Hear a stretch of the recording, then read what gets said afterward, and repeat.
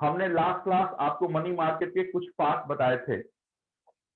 आज बिल्कुल शुरुआत की क्लास हम करेंगे और उस टॉपिक को हम लेके चलेंगे जो टॉपिक संभवतः आपके एग्जामिनेशन में 1 मार्क्स के क्वेश्चन पूछे जाते हैं। एक बार मैं देख लेता हूं रिकॉर्डिंग पे लगा है या नहीं। ओके, देखिए आज जो हमारी टॉपिक होने वाली है वो हम उस बैंक की बात करने वाले हैं। किसी के पास कोई इंडिविजुअल क्वेश्चन होगा तो हम सेशन के आखिरी में आपके साथ डिस्कस करेंगे। पहले हम टॉपिक कवर करते हैं, उसके बाद आपके इंडिविजुअल क्वेश्चन की सर सिलेबस क्या है, हमने लास्ट क्लास क्या पढ़ा, कोई अगर डाउट है तो उसकी सारी बात हम करेंगे। आज हम उस बैंक को देखने वाले हैं जो बैंक आपके भारत की सबसे बड़ी बैंक है। उस बैंक में आप अकाउंट नहीं ओपन कर सकते हैं। वो बैंक आपके मनी मार्केट को रेगुलेट करती है। वो बैंक आपके सारे बैंकों के फादर के रूप में जानी जाती है। बैंकर्स बैंक के नाम से हम उस बैंक को जानते हैं। ये एक ऐसी बैंक है जो तमाम बैंकों को लाइसेंस देती है। ये ऐसी बैंक है जो आपके पैसे को प्रिंट करने से लेकर डिस्ट्रीब्यूशन तक का काम आपके हिंदुस्तान के अलग अलग जगहों पे करती है। इस बैंक का नाम रिजर्व बैंक ऑफ इंडिया है। सबके पास आई होप कि नोटबुक होना चाहिए, नहीं अगर होगा तो 2 मिनट के अंदर नोटबुक आप अरेंज करें। पहले मेरी अवधारणा सुने कि मैं कौन सा कंसेप्ट बताने वाला हूं, फिर 1 बाय 1 करके हम सारी इंपॉर्टेंट बात पहले आपके बोर्ड पे लिखेंगे, फिर आपको मैं लिखवाने की कोशिश करूंगा। पहले ध्यान से सुने मैं कहना क्या चाह रहा हूं। मैंने बोला reserve Bank of India. Point two point सिर्फ हम बात करेंगे। रिजर्व बैंक ऑफ इंडिया का एस्टैब्लिशमेंट आपके इंडिया में हमने जिस एक्ट के तहत किया है वो एक्ट आरबीआई की एक्ट है और वो एक्ट 1934 की है। तो पहली बात आपके लिए ये इंपॉर्टेंट हो गया कि आरबीआई की वो एक्ट है और उस एक्ट का जो पीरियड था वो पीरियड 1934 का है। इस एक्ट के बाद जिस कमिटी ने ये अनुशंसा किया कि आरबीआई होनी चाहिए मॉनेटरी बॉडी आपके इंडिया में, वो कमिटी, चूंकि हमने 1935 में रिजर्व बैंक का एस्टैब्लिशमेंट किया है तो स्वाभाविक सी बात है कि हम उस समय आजाद नहीं थे। इसका मतलब है कमिटी जो भी होगी वो ऐसा नाम होगा जो आपको देख के ऐसा लगेगा कि ये हिंदुस्तानी कमिटी तो नहीं है। उस कमिटी का नाम आप जाने, वो कमिटी थी यंग और हिल्टन, जिसे हमने दूसरे लहजे में रॉयल कमीशन भी बोला है। तो आपसे अगर पूछा जाए कि कौन से कमिटी के अनुशंसा के आलोक में रिजर्व बैंक का एस्टैब्लिशमेंट हमने किया है, आपकी आंसर या तो रॉयल कमीशन होगी या फिर यंग एंड हिल्टन आयोग होनी चाहिए। तो दूसरी बात हमने जानी है, अभी आप कुछ भी में नहीं लिखेंगे, कमीशन का नाम हमने जाना है और कमीशन मैंने आपको ये बताया कि वो यंग और हिल्टन कमीशन है, यंग एंड हिल्टन कमीशन। और इसको जिस नाम से हमने जाना है वो नाम रॉयल कमीशन है। दोनों सेम है। इसी कमीशन ने आपके आरबीआई की अनुशंसा की थी कि आरबीआई भारत में हेड ऑर्गेनाइजेशन होनी चाहिए।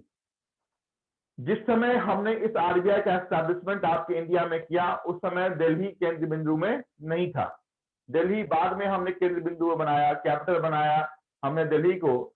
लेकिन जब ईस्ट इंडिया कंपनी आ रही थी या जितनी भी गतिविधि हो रहे थे वो बे ऑफ बंगाल के रास्ते से जिस शहर में हो रहा था वो शहर आज के दिनों में ममता बनर्जी के गढ़ में पड़ता है और वो शहर वेस्ट बंगाल कोलकाता का है। तो आपसे पूछा जाए कि आरबीआई का एस्टैब्लिशमेंट हमने कहाँ किया है, आंसर इज कोलकाता। आपसे पूछा जाए कि आरबीआई का जिस समय एस्टैब्लिशमेंट किया गया उस समय आरबीआई के पास कितने रुपए थे। आज एक बैंक हमें अगर शुरुआत करना है, एक प्राइवेट बैंक की अगर हमें शुरुआत करनी है तो मेरे पास खुद की पेडअप कैपिटल एटलीस्ट 500 करोड़ होनी चाहिए। अगर हमें स्मॉल या पेमेंट बैंक की शुरुआत करनी है तो मेरी खुद की पेडअप कैपिटल एटलीस्ट 100 करोड़ होनी चाहिए। लेकिन चूंकि 2020 में हम खड़े हैं इस कारण से 100 CR एंड 500 CR हम स्मॉल एंड पेमेंट बैंक और प्राइवेट बैंक रिस्पेक्टिवली हम बात कर रहे हैं। यहाँ पे हमारी बात रिजर्व बैंक ऑफ इंडिया की हो रही है, उस सदी की हो रही है जिस सदी में हम आजाद नहीं थे, 1935 का था। तो उस समय आरबीआई के पास कितने रुपए थे तो आप जाने कि ओनली 5 करोड़ रुपए। तो 5 करोड़ की लागत से आरबीआई का एस्टैब्लिशमेंट हमने आरबीआई के एक्ट 1934 के अनुशंसा के आलोक में यंग और हिल्टन कमेटी या फिर रॉयल कमीशन हमने भी इसको बोला, उसके तहत हमने कोलकाता में कब किया है? तो 1 अप्रैल 1935 को किया है। 5 बातें मैंने आपके बोर्ड पर लिखी है। Establishment year and date, place, paid up capital, commission and act. RBI establish हो चुकी थी। कहते हैं ना कि हमें जिस बैंक में जाना है वो बैंक ऑफ इंडिया होनी चाहिए, स्टेट बैंक होनी चाहिए, बैंक ऑफ बड़ौदा होनी चाहिए। क्यों हम बोलते हैं या आप क्यों बोलते हैं? क्योंकि आप कहते हैं कि हमारी जो सिलेक्शन है वो एक नेशनलाइज बैंक में होनी चाहिए। तो what is the meaning of nationalisation? ये जितने भी बैंक आप देखते हैं, बैंक ऑफ बड़ौदा देखें या फिर जो भी बैंक आप देखते हैं कि नेशनलाइज बैंक है, आईबीपीएस की लिस्ट में शामिल है, वो तमाम bank except State Bank of India, ये तमाम बैंक प्राइवेट बैंक के रूप में काम करती थी। जब इंदिरा गांधी की सरकार बनी in the year 1969 and 1980 respectively, तो अलग अलग हमने फेजों में बैंकों को नेशनलाइज किया। नेशनलाइजेशन का मतलब है कि गवर्नमेंट का जो भाग, जो हिस्सा, जो शेयर, जो स्टेक लगा होगा इस बैंक में, वो 51% से ज्यादा होगा या फिर एटलीस्ट 51% होगा। उसी तर्ज पे आरबीआई का जब एस्टेब्लिशमेंट हुआ तो वो राष्ट्रीयकृत नहीं था, वो नेशनलाइज नहीं था। After independence in the year 1947 हमने आरबीआई को नेशनलाइज किया। आपसे पूछा जाए कि आरबीआई का नेशनलाइजेशन कब किया गया, आपकी आंसर 1 अप्रैल 1935 से दूर हटके 1 जनवरी 1949 पे ही आके रुकेगी। This is establishment year and this is nationalisation year. अगर मैंने यहाँ पे डेट लिखा है तो date is equally important for your examination. Otherwise मैं किसी भी कंडीशन में डेट और महीना लिखता ही नहीं। मेरी आवाज आ रही है आप लोग को? हाँ सर, आ रही है आवाज। Yes sir. यस। यहां तक कोई दिक्कत? बोर्ड पे मैंने क्या लिखा उसको छोड़ दे। मेरे पीछे लिखा हुआ टेक्स्ट है, आपको दिख नहीं रहा होगा, सब चीज दिखेगा, पहले सिर्फ सुनते रहे कि मैं क्या बोल रहा हूँ। यहां तक हमने आरबीआई का नेशनलाइजेशन कर लिया था, लेकिन अभी भी आरबीआई कोलकाता में ही काम कर रही थी एस्टैब्लिशमेंट के बाद। तो हमने बोला कि आरबीआई को कोलकाता से शिफ्ट किया जाए, तो आरबीआई का हमने हेडक्वार्टर ट्रांसफर किया, और ये हेडक्वार्टर जिस ईयर में हमने ट्रांसफर किया है वो आपके एस्टैब्लिशमेंट के ठीक 2 साल बाद था। जिस समय हमने बर्मा को भारत से अलग किया उसी समय हमने आरबीआई का भी हेडक्वार्टर आपके फिनेंशियल कैपिटल में डाल दिया और आपके शहर में डाल दिया। वो शहर था मुंबई। तो आपसे पूछा जाए कि present headquarter of RBI, answer is Mumbai. आपसे पूछा जाए कि venue of RBI establishment, answer is Kolkata. आपसे पूछा जाए कि when the headquarter of RBI shifted from Kolkata to Mumbai, answer 1937।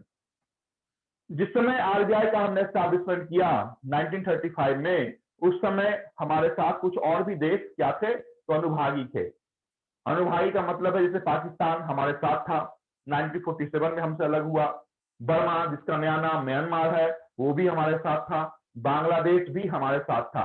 इसका मतलब ये है कि आरबीआई ने न सिर्फ इंडिया के एपेक्स बैंक के रूप में काम किया है, ये आरबीआई इंडिया के एपेक्स बैंक के अलावा पाकिस्तान, म्यांमार और बांग्लादेश के एपेक्स रूप में भी काम कर चुकी है। तो यहाँ पे 3 कंट्रियों का नाम मैं लिख रहा हूँ। वो कंट्री संभवतः कौन कौन सी है, नॉट संभवतः, कंफर्म कौन कौन सी है? तो एक है आपकी सबसे चहेती कंट्री, कौन सा? पाकिस्तान। दूसरा बर्मा। देखिए बर्मा आप अगर पढ़ेंगे तो बर्मा आपको दिखेगा, बट ये बर्मा आज के डेट में एग्जिस्टेंस में नहीं है। ये बर्मा का जो नया नाम है वो नया नाम म्यांमार है। और तीसरा है आपका बांग्लादेश।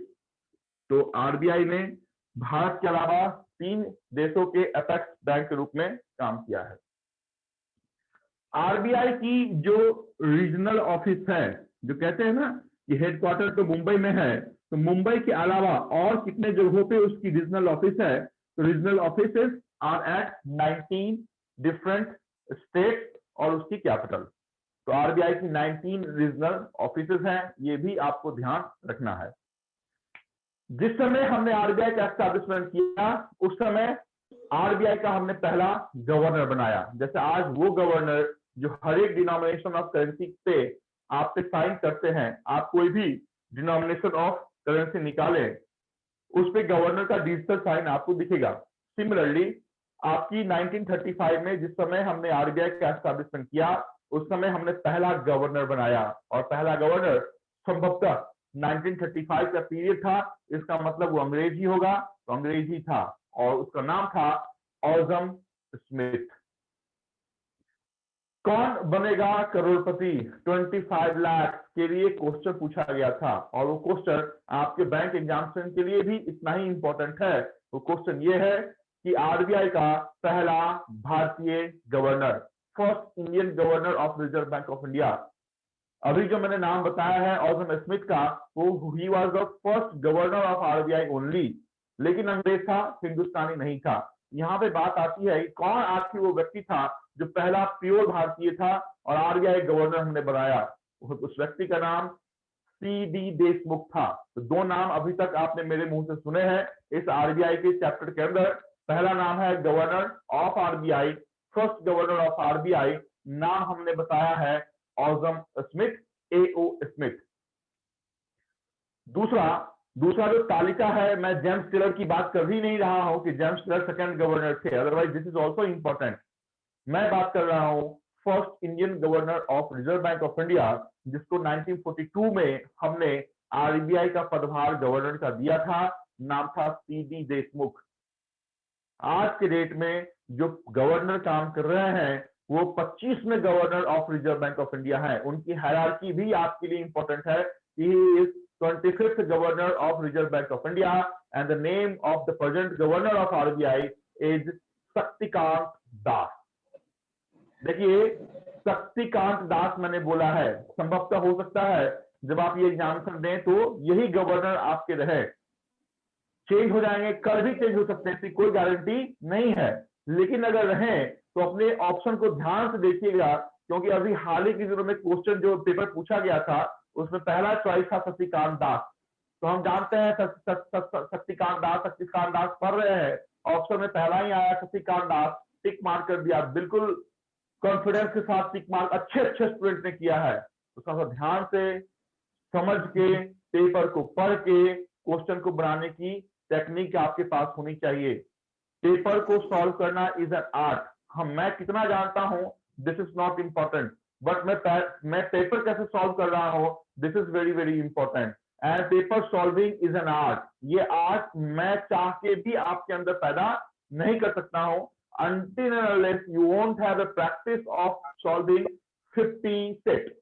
50 सेट आप सेल्फ सॉल्व करेंगे तो ही ये आर्ट आपके अंदर डेवलप होगा कि क्वेश्चन को हम क्या पढ़ें, कैसे पढ़ें, ऑप्शन को हम पढ़ें या नहीं, अगर ऑप्शन को पढ़ें तो हम कैसे ऑप्शन को पढ़ें।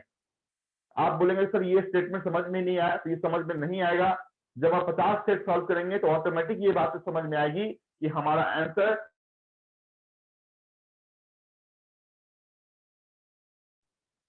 हेलो सर आपका वीडियो पॉज वीडियो पॉज हो गया सर, ऑडियो दोनों गया। वही तो। Hello sir. इलेक्ट्रिसिटी गए। ठीक है, इलेक्ट्रिसिटी क्या राइट राइट।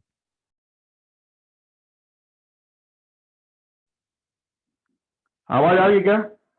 आवाज आ रहा है पर आपका वीडियो नहीं हिल रहा है। आवाज आ रही है क्या मेरी? ये सर आवाज आ रही है। वीडियो नहीं आ रहा है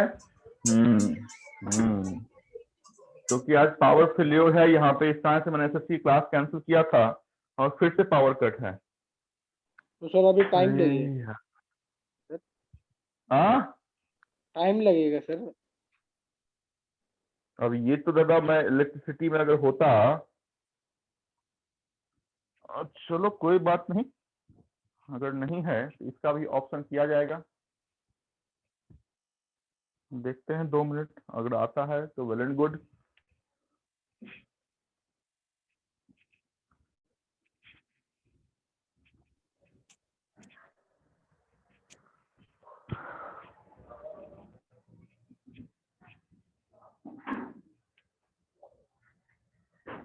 अभी आवाज आ रही है क्या? हाँ सर आ रहा है आवाज। अभी वीडियो भी आ रहा था, आप बैठे हो वीडियो कहीं भी पे आ ना? रहा है। वीडियो भी आ तो रहा है। आएगा ही क्योंकि ये मोबाइल पे डेटा से कनेक्टेड है, वाईफाई चला गया है, इस कारण से जो कैमरा इंस्टॉल है वो नहीं काम करेगा, वो वाईफाई से कनेक्टेड है। चलो यहाँ पे भी कम से कम वहां भी भाषण दे रहा था, यहाँ भी भाषण देने का काम मैं करता हूँ। अभी तक कोई दिक्कत? सर वो पहला गवर्नर बताओ ना सर, एओ स्मिथ के बारे में। पहला गवर्नर का नाम अभी लिखो मत, अभी सिर्फ सुनते रहो मैं क्या बोला, अभी डोंट राइट। पहला गवर्नर था ऑजम स्मिथ, ठीक है। आवाज आ रही है? हाँ sir. Yes sir. Sir. General awareness के जो टेक्स्ट बुक्स दिए हैं उसके अंदर सब मेंशन है ना, ये फर्स्ट सेकंड पेज पे। देखिए जनरल अवेयरनेस के जो आपको बुक आपके क्लास में मिले हैं उसका हाँ। राइटर कौन है? आप ही हो?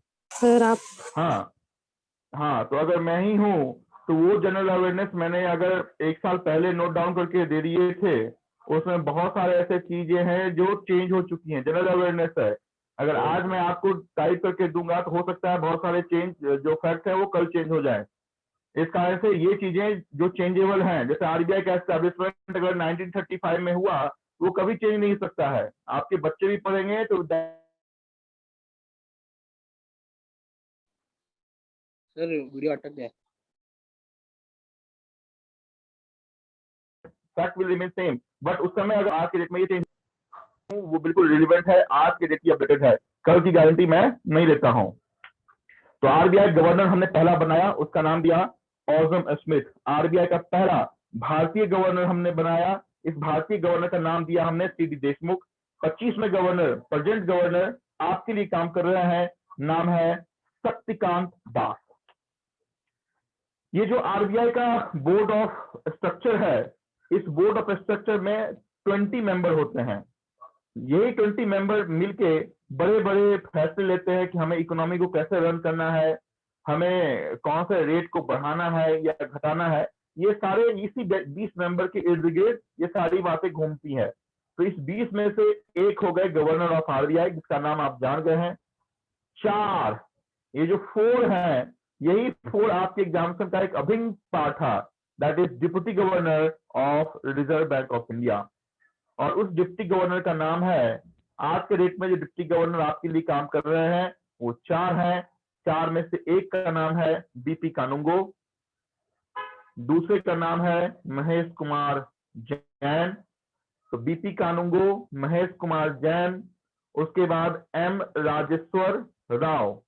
तो M Rajeshwar Rao is also deputy governor of RBI. और जो चौथा है उनका नाम है एमडी पात्रा। तो ये 4 डिप्टी गवर्नर आपके लिए काम कर रहे हैं। कौन कौन से? तो MD Patra, M Rajeshwar Rao, BP Kanungo and Mahesh Kumar Jain. RBI का हेडक्वार्टर आपके मुंबई में है। मुंबई को छोड़ के या इंडिया को छोड़ के कौन सी ऐसी वर्ल्ड की देश है जहां पे आरबीआई का एक और दफ्तर है? The place is London. आपसे पूछा जाए कि overseas branch, overseas office of Reserve Bank of India कहां है? Answer is London. यहां तक की बातें समझ में आई आप लोगों को? क्या मैं बोलने की कोशिश कर रहा हूं? Yes sir. सर क्वेश्चन में Yes, क्या sir. आएगा यूएसए का? क्या बोला मैडम?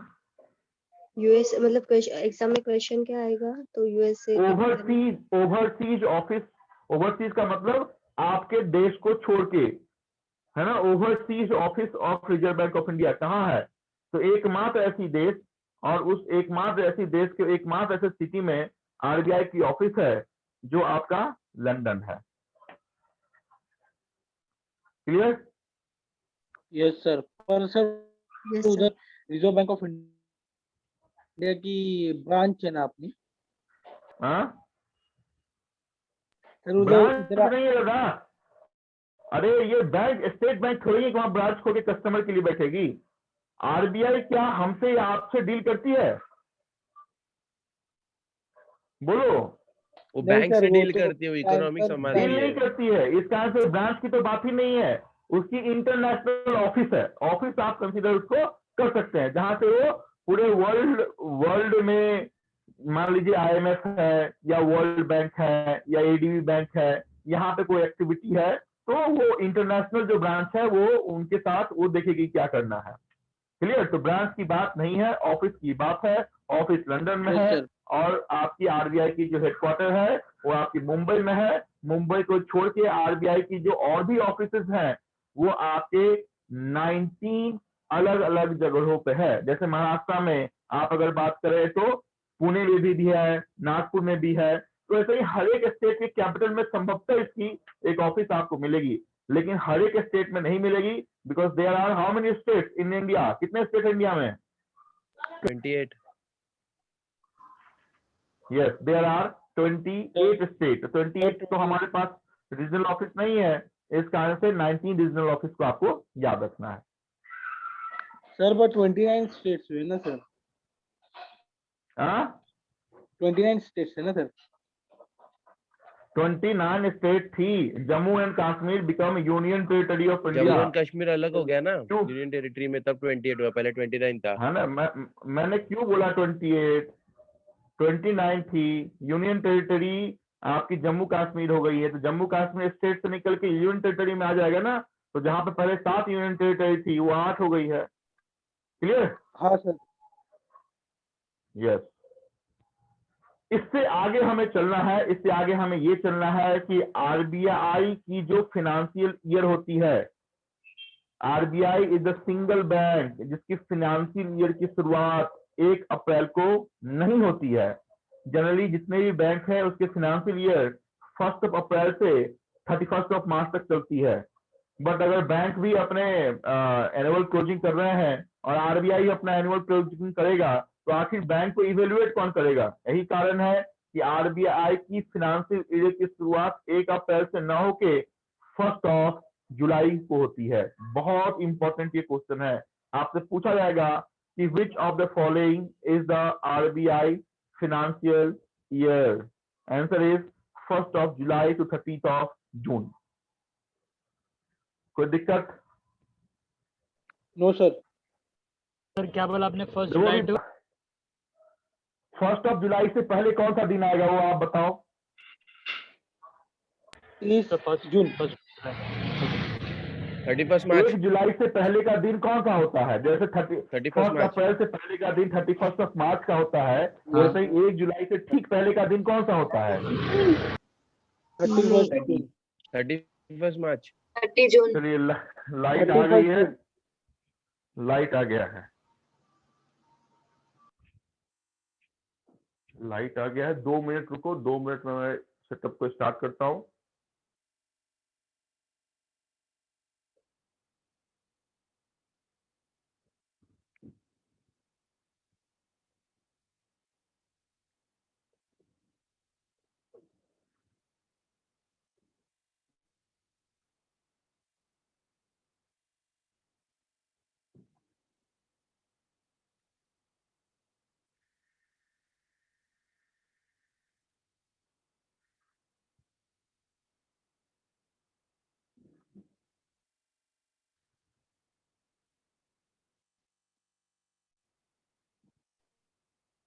हेलो।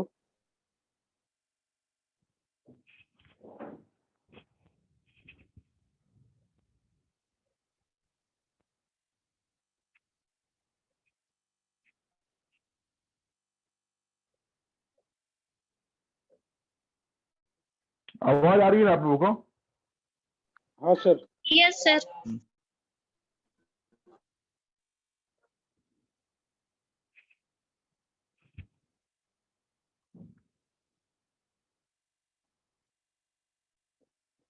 आज यही कारण था, यह मैं एसएससी जब मैंने नोटिफिकेशन देखा तो फिर मैंने जाके एसएससी कैंसिल किया, क्योंकि मतलब नहीं था। अगर बोर्ड नहीं है तो समझाने में मजा नहीं आता है कि नहीं? सही है हाँ सर। सर।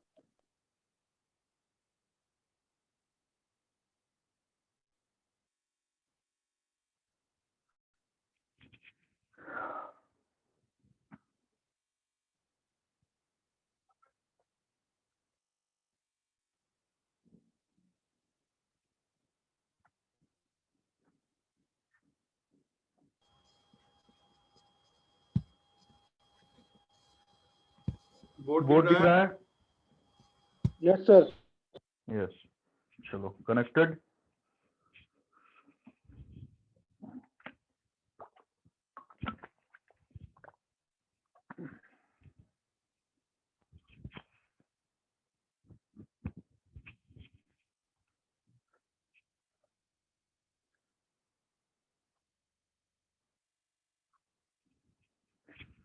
यस, क्या क्या बोला मैंने, बाकी जितना बहुत बोला मैंने बालकनी में बैठ के समझ में आया ना? हाँ सर। Yes sir. यस, अभी आप Yes. जाने कि आरबीआई के फंक्शन की, लेकिन उस आरबीआई के फंक्शन से पहुंचने से पहले हम इन चीजों को लिखेंगे और फिर आगे बढ़ेंगे। लिखें पहली बात, on the recommendation of young and Hilton commission, आप लिखें पहली बात, on the recommendation of young and Hilton commission, on the recommendation of Young and Hilton Commission through RBI Act 1934, through RBI Act 1934,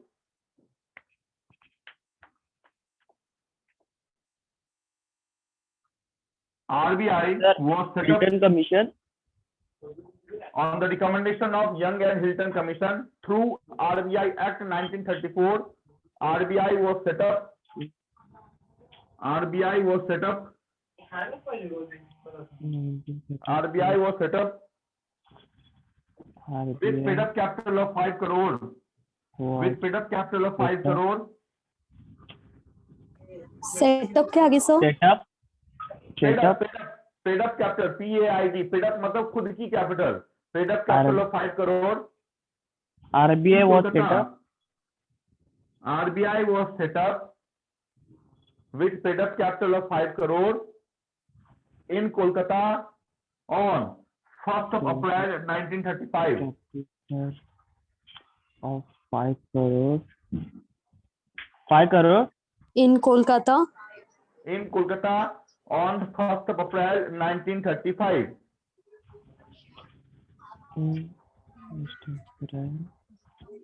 1935. 1935. Board पे देखो कब 1935. Next point लिखे हैं, RBI got nationalised on 1st of January 1949. RBI got nationalized on 1st of January 1949.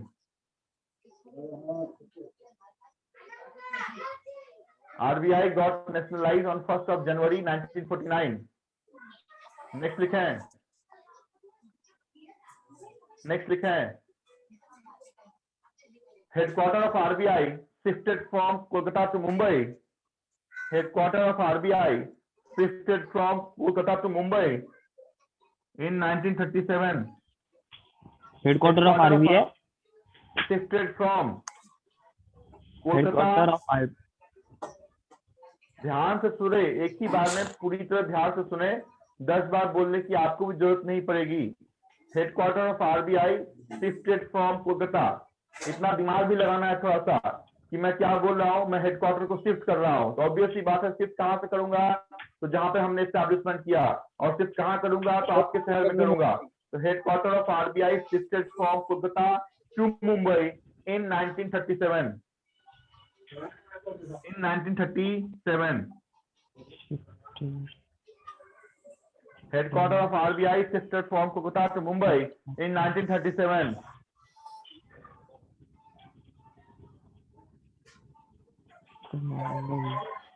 Next लिखे हैं, there are 19 regional offices of RBI. There are 19 regional offices. Mic off करो, किसका mic on है, mic off करो, अगर question होगा तो फिर माइक ऑन करने का। There are 19 regional offices of RBI. Sir 19 के बाद क्या बोल रहे हो? Regional office 19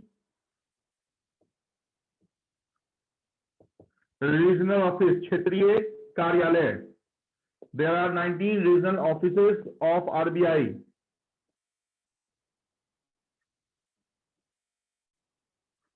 दूसरा overseas branch slash office, overseas branch कहाँ पे है?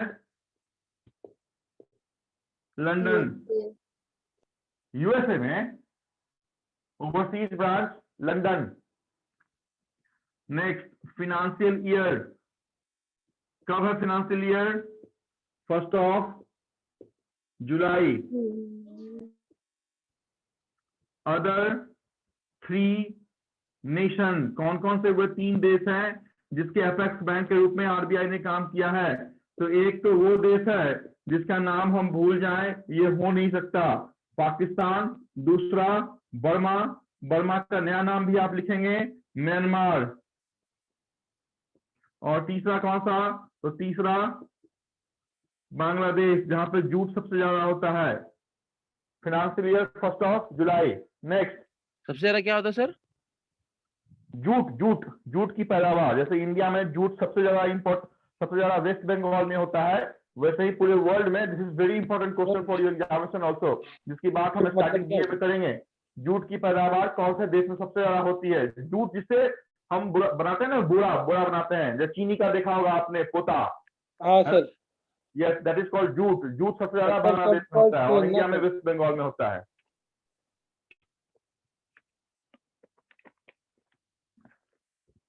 सर पल्स ग्रेन ना जूट में। सर आपने 3 कंट्रीज बताई, मतलब क्या है सर? आरबीआई अभी अपेक्स बैंक है कौन से देश की, वो आप बताएं। इंडिया। इंडिया। और पहले इंडिया काम की। कर चुकी है इन तीनों के लिए भी। वो मेरे को ये बताइए कि इंडिया के साथ पाकिस्तान भी था, बाद में टूटने के बाद हमने पाकिस्तान जैसा नया शब्द मोहम्मद अली जिन्ना ने जन्म किया, बर्मा भी हमारे साथ था।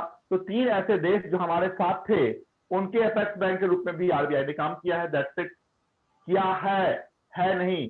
वंस अपॉन ए टाइम जब वो देश हमारे साथ थे तो उनके अपेक्स बैंक के रूप में भी आरबीआई काम करती थी। आज के डेट में तो हर एक बैंक का, जैसे स्टेट बैंक ऑफ पाकिस्तान, जैसे आपके आरबीआई की आपके इंडिया की आरबीआई अपेक्स बैंक है, वैसे ही आप अगर पाकिस्तान चले जाइएगा तो स्टेट बैंक ऑफ पाकिस्तान वहां की अपेक्स बैंक है।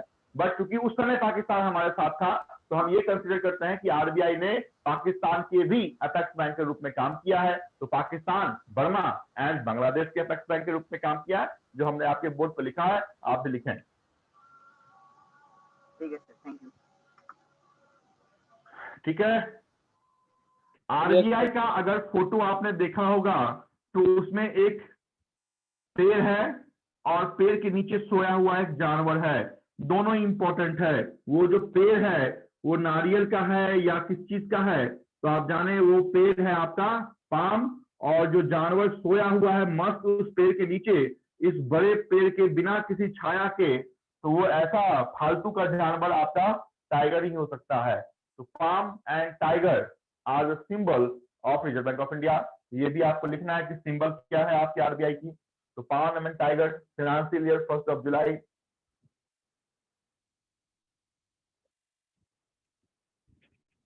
चलो। हाँ सर। मैंने बताया कि जब हमने आरबीआई का एस्टैब्लिशमेंट 1935 में 1 अप्रैल को किया, उस समय हमने आरबीआई का एक गवर्नर बनाया, और वो गवर्नर कौन था? तो एक अंग्रेज था, और उस अंग्रेज का नाम मैंने बताया था, वो first governor of RBI. First governor of RBI कौन, नाम क्या बताया था? A.O. स्मिथ। दूसरा बता रहा हूं, first Indian governor CD of RBI, क्या नाम है? CD देशमुख। देशमुख। आपसे पूछा जाए कि 25th या फिर प्रेजेंट गवर्नर कौन है, आंसर क्या? शक्तिकांत दास। SHAKTI, शक्ति। इतना याद रखने का कि शक्तिशाली व्यक्ति होगा। देखने में तो बेचारा बहुत पतला दुबला है, लेकिन शक्ति बहुत है। शक्तिकांत।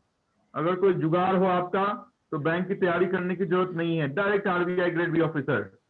ओडिया है प्रभु जी, उड़ीसा का है ये। हाँ, उड़ीसा का है ये। अरे जुगाड़ लगाओ, इंडियन ही है ना, जुगाड़ लगाओ। ठीक है। तो प्रेजेंट गवर्नर कौन है?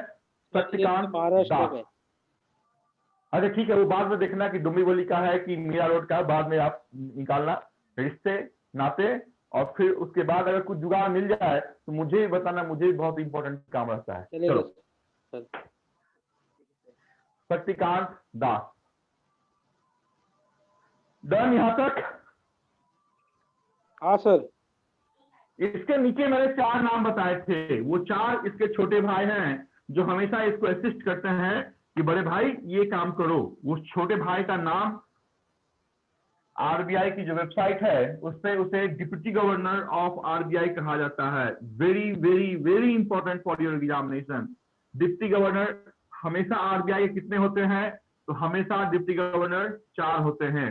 कौन कौन से होते हैं? तो आप जाने कि आज की डेट में 4 डिप्टी गवर्नर आपके लिए काम कर रहे हैं। नाम है B.P.Kanungo,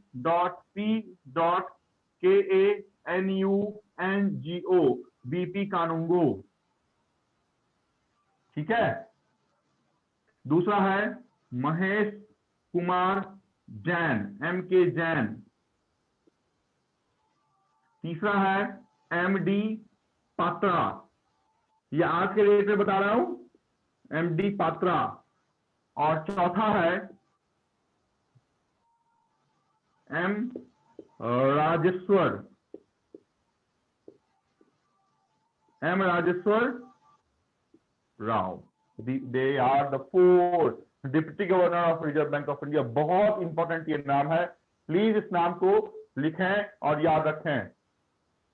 BP Kanungo, MK Jain, MD Patra and Rajeshwar Rao, 4 deputy governor RBI के हैं।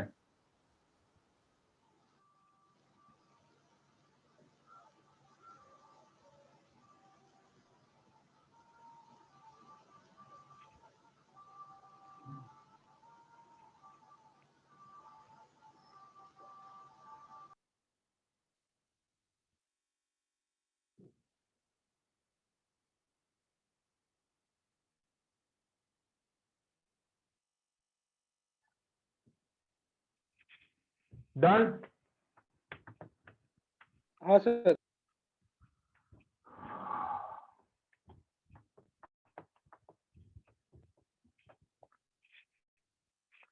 अभी सुने, इतनी बात मैंने आपके साथ बोर्ड पे की थी या फिर बालकनी से की थी, इतनी बात हमने और आपने एक साथ साथ लिख लिया है।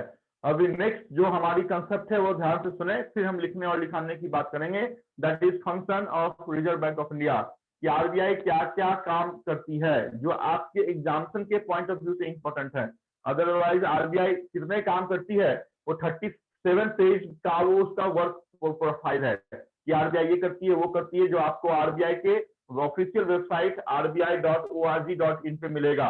बट आपके एग्जामिनेशन के लिए सिर्फ 6 या 7 काम आपको जानने हैं, टिक मार्क करना है, काम खत्म। पहला, regulator of money market.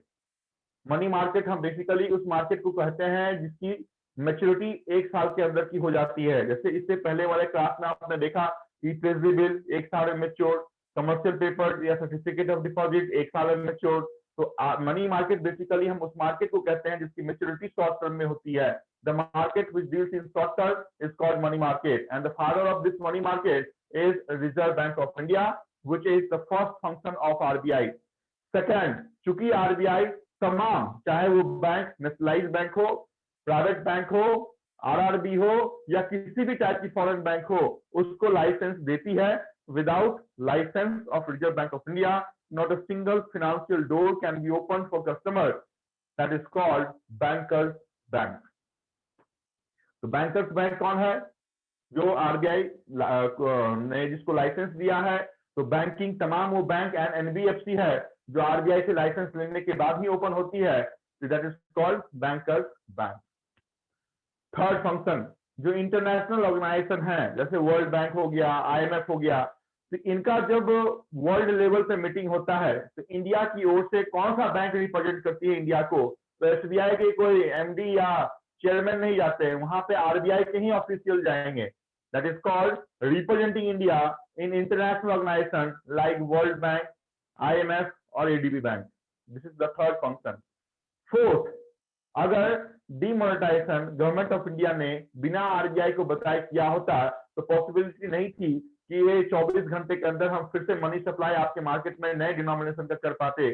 Hence adviser of government of India, Government of India को एडवाइस देती है कि आप इस तरीके का स्टेप ले सकते हैं और ये स्टेप जो है इकोनॉमी के बेटरमेंट के लिए है। This is the fourth function of RBI, that is adviser to Government of India.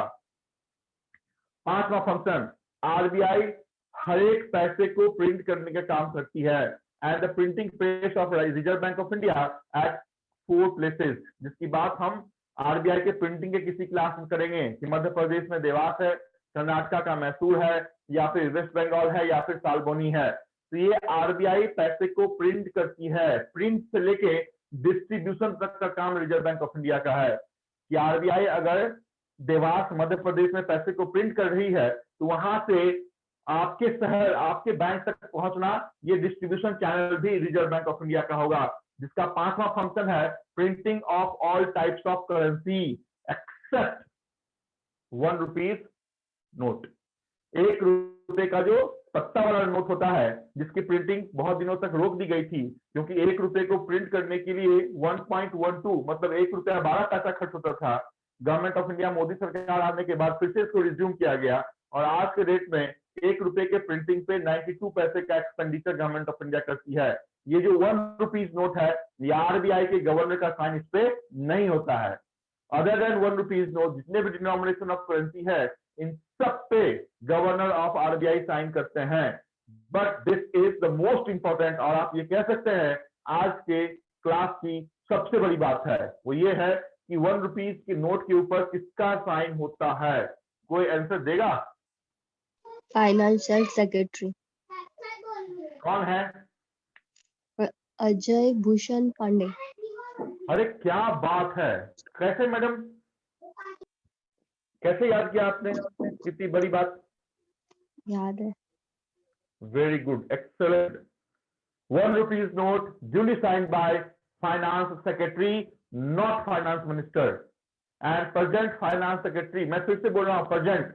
क्यों बोलता हूँ प्रेजेंट? क्योंकि हो सकता है जब 2 महीने के बाद आपको एग्जामिनेशन देंगे उस समय आपको चेक करना है, या फिर मेरे साथ जुड़े हुए हैं तो ऑलरेडी मैं अपडेट करवाऊंगा कि ये चेंज हो चुका है। बट आज के डेट में जो फाइनेंस सेक्रेटरी काम कर रहे हैं उनका नाम है अजय भूषण पांडे।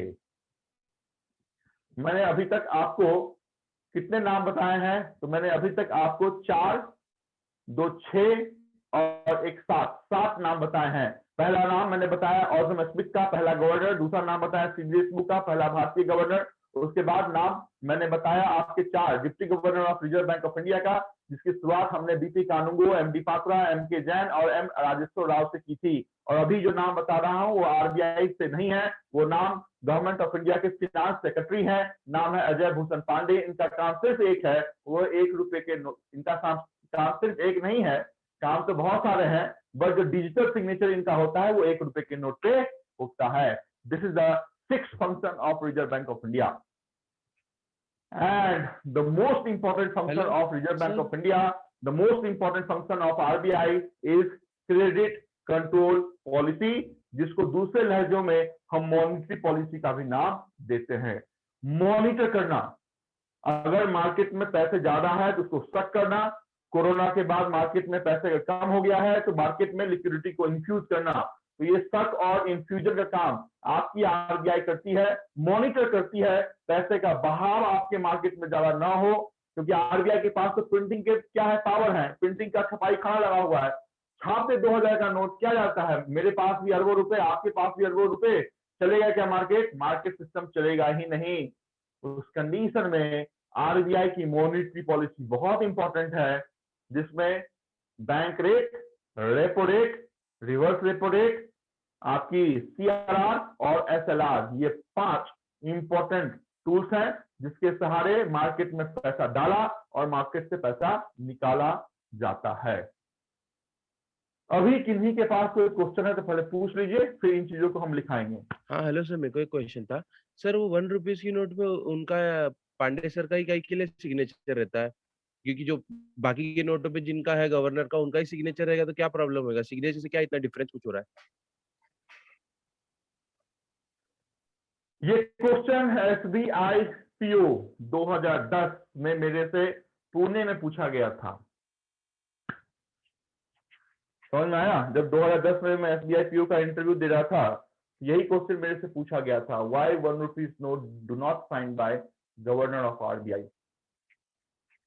इस क्वेश्चन का आंसर इतनी आसानी से मैं अगर निकाल देता अपने जेब से तब तो फिर कोई बात ही नहीं होती। पहले हम पढ़ते हैं, आसानी से सारी बात आपको समझ में आएगी।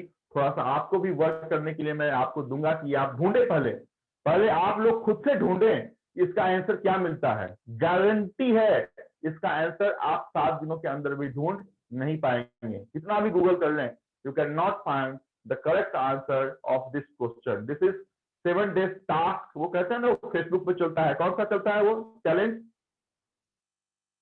अभी कौन सा चैलेंज चल रहा है? 10 year challenge। हाँ, कौन सा 10 चल रहा year है भाई? challenge। बहुत सारा चैलेंज चलते रहता है फेसबुक पे, है ये चैलेंज वो चैलेंज। तो एक चैलेंज हमारी भी है कि 7 दिन का आपके पास समय है। नेक्स्ट मुलाकात हमारी नेक्स्ट संडे को होगी। उससे पहले आप सभी से ये रिक्वेस्ट है, please Yes, find the answer of the question why 1 rupees note do not side by governor of Reserve Bank of India. मैं बताऊंगा, उससे भी काम करें तो फिर मजा कुछ और कैन वी आएगा। गेट द कि हेल्प ऐसा फ्रॉम कौन सा गूगल एज वेल? हाँ, अरे can we get Google the help लो, फ्रॉम बुक, गूगल? अरे गूगल लीजिए, फेसबुक लीजिए, ट्विटर लीजिए, जितने भी आपके पास अवेलेबल रिसोर्सेज हैं सभी को आप खंगालिए और इस क्वेश्चन का आंसर नेक्स्ट क्लास में जो देगा सही सही, उसको कुछ दूंगा तो नहीं क्योंकि मैं तो आपसे कई मीलों दूर हूं, बट मैं समझूंगा कि आपने एक्चुअल स्टडी किया है। तो 7 दिनों का ये चैलेंज आप एक्सेप्ट करें। वो ये है कि आरबीआई 1 रुपीज के नोट को क्यों नहीं छापती है। पहला फंक्शन, बैंकर्स बैंक, बैंकर्स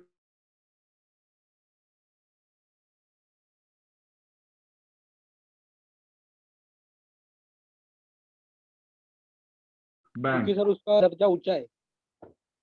या फिर क्या ऑफ।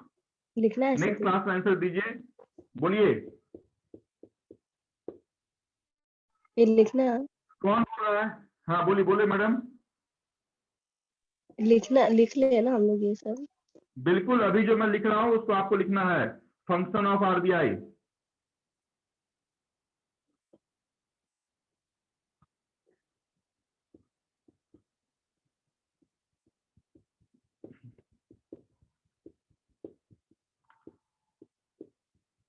पहला हमने लिखा है बैंकर्स बैंक, दूसरा लिखा है regulator of money market, third लिखा है lender at last resort.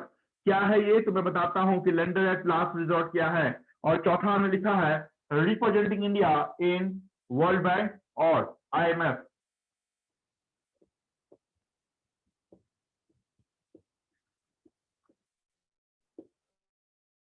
Adviser of government of next, licensing to all banks and NBFC. Next, credit control policy. Next, sir वो क्या लिखा है आपने? maintaining, कौन सा नंबर बताओ? 4th, representing fourth India. लिखा है representing India in World Bank और आईएमएफ। WB लिखा है का मतलब वर्ल्ड बैंक है, आईएमएफ लिखा है इसका मतलब इंटरनेशनल मॉनिटरी फंड है।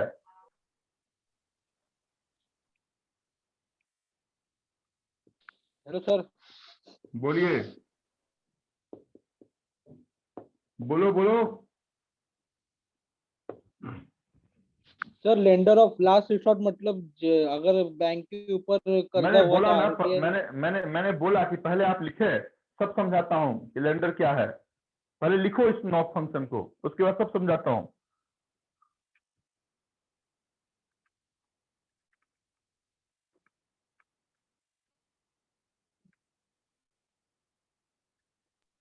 एट क्या लिखा है सर इसमें? 8वां वाला दिख रहा नहीं है। दिखेगा दिखेगा, नहीं दिख रहा है, ठीक है, कोशिश करता हूँ कि आपको दिखे, फिर भी नहीं दिखा। देखो अभी दिख रहा होगा। मेंटेनिंग एनडीटीएल, पहले आप लिख रहे हैं फिर मैं बताऊंगा कि what is NDTL. Maintaining NDTL is 8th function और 9th फंक्शन 1 के राइट हैंड साइड में लिखा हुआ है मॉनेटरी पॉलिसी।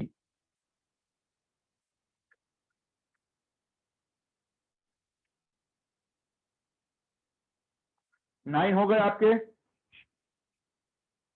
हाँ सर। इसमें से बैंकर्स बैंक आपको मालूम चल गया है मनी मार्केट के रेगुलेटर आपको मालूम चल गया है।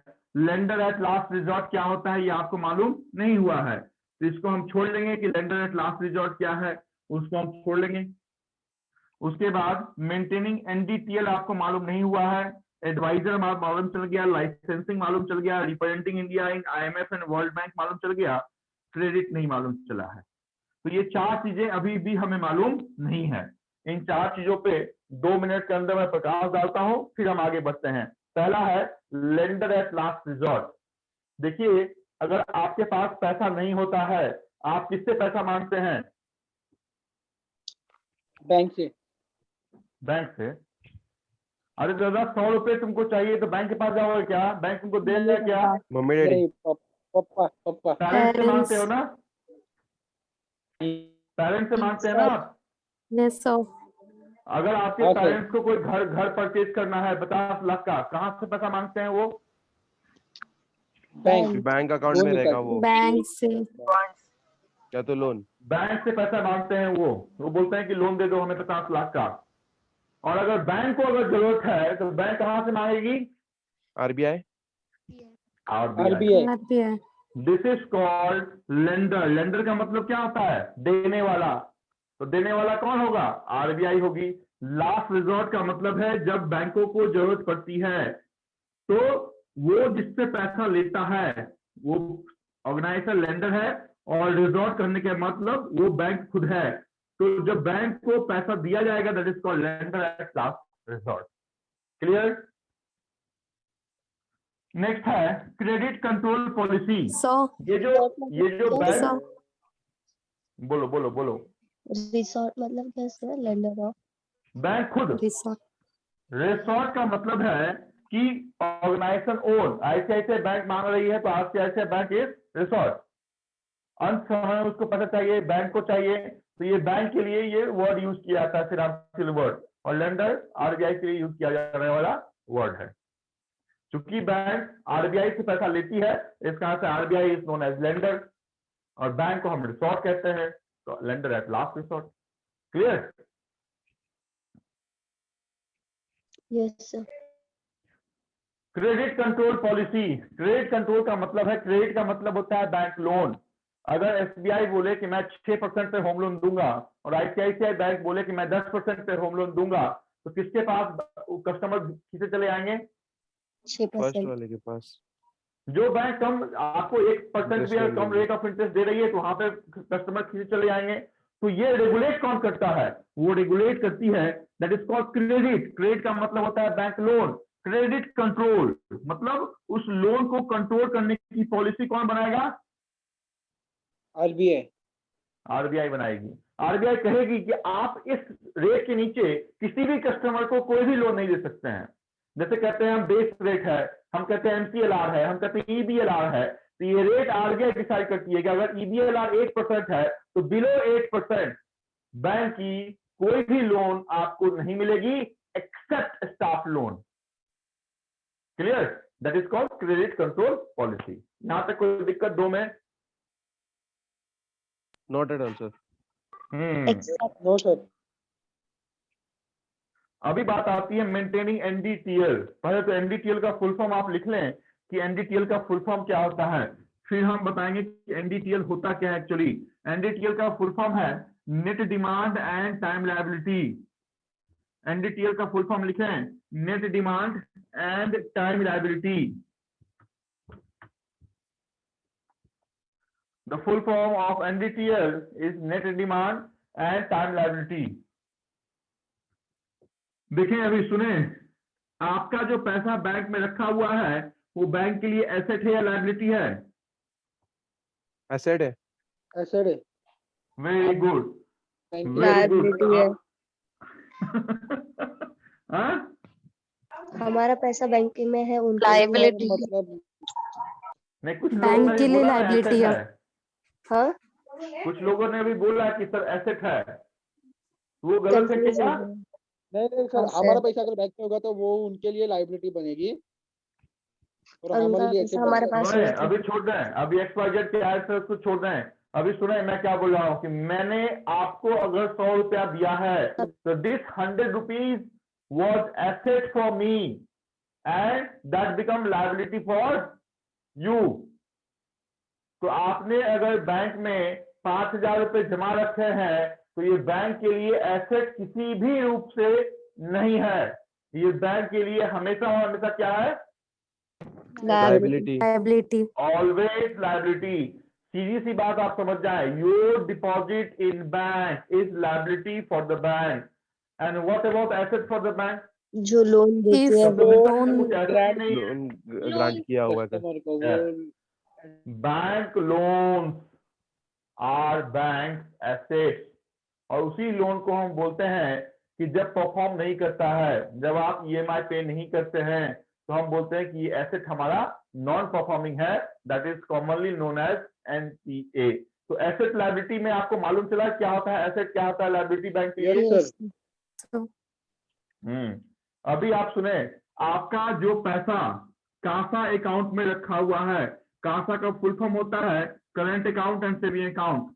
आपका जो पैसा इस अकाउंट में रखा हुआ है दैट इज ए डिमांड। आपने अगर 5,000 रुपए रखा है और 5,000 रुपए आप एटीएम से डिमांड कर रहे हैं, तो बैंक आपको 5,000 रुपए इंस्टेंटली देती है कि नहीं देती है? देती है देती है ना? देती है। तो वो डिमांड है या वो एसेट है या लायबिलिटी है? डिमांड। बैंक की लाइबिलिटी है। Yes. So your deposit in your saving account and current account is a type of demand liability. इसको हम बोलते हैं DL, डिमांड लायबिलिटी। लेकिन आपने बैंक में बोला कि मुझे 1 साल के लिए एफडी करना है, तो दिस 1 ईयर एफडी और 1 year RD is called time liability. इसको हम मिला के बोलते हैं net demand and time liability. समझ में आया? Yes sir. या फिर जबरदस्ती के बोलते हैं यस सर? समझ में? 1 ईयर का जो एफडी होता है उसको सर एक बार रिपीट कीजिए ना फिर से, वो कासा वाले के पास से। अभी एफडी पे क्या होता है? कासा, कासा का मतलब है कि आप डिमांड जब भी करेंगे तो बैंक आपको इंस्टेंटली पैसा देगी। तो ये जो डिमांड हो गया, किस टाइप का डिपॉजिट है? तो डिमांड डिपॉजिट है। लेकिन आपके लिए वो डिपॉजिट है, तो बैंक के लिए क्या है? वो लायबिलिटी है, जिसको हम बोलते हैं डिमांड लायबिलिटी है। एफडी और आरडी आपने किया है, तो ये किस टाइप की डिपॉजिट है? ये टाइम डिपॉजिट है। ये आपके लिए टाइम डिपॉजिट है, but bank point of view क्या है? टाइम लायबिलिटी है, जिसको मिला के हम बोलते हैं एनडीटीएल। जिसको मेंटेन कौन करता है दादा? आरबीआई। आपके पेज में लिखा हुआ है, पढ़े 1 नंबर फंक्शन को, maintaining NDTL. Clear? Function of RBI में आता है ना, maintaining NDP. Yes. Okay okay sir. Yes. Sir FD मतलब फिक्स्ड डिपॉजिट और आरडी मतलब? आरडी का मतलब है recurring deposit. Recurring recurring deposit मतलब आफ्टर सर्टेन इंटरवल, सपोज आपने मंथली इंस्ट्रक्शन लगा रखा है, तो मंथली 500 रुपए आपके अकाउंट से, सेविंग अकाउंट से कटेगा और आरडी अकाउंट में जमा हो जाएगा। That is called recurring. Recurring का मतलब है तोड़ के पैसे को जमा करना। मंथली आप करें, क्वार्टरली आप करें, हाफ ईयरली आप करें, वन टाइम आप अगर कर रहे हैं, that is a fix deposit. After such A interval period of time आप कर रहे हैं, दैट इज आरडी। ठीक है?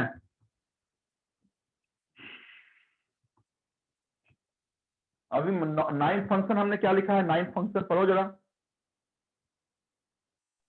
Monitoring policy, monetary policy. और इस मॉनिटरी पॉलिसी में कितने रेट्स आते हैं? तो ये रेट्स कितने आते हैं? तो आज के दिन में जो रेट आपको जानना है वो है 5। और कौन से रेट है इसकी बात हम बाद में करेंगे। पहले को हम बोलते हैं बैंक रेट, बैंक रेट। दूसरे को हम बोलते हैं रेपो रेट। तीसरे को हम बोलते हैं CRR, फुल फॉर्म है कैश रिजर्व रेशियो।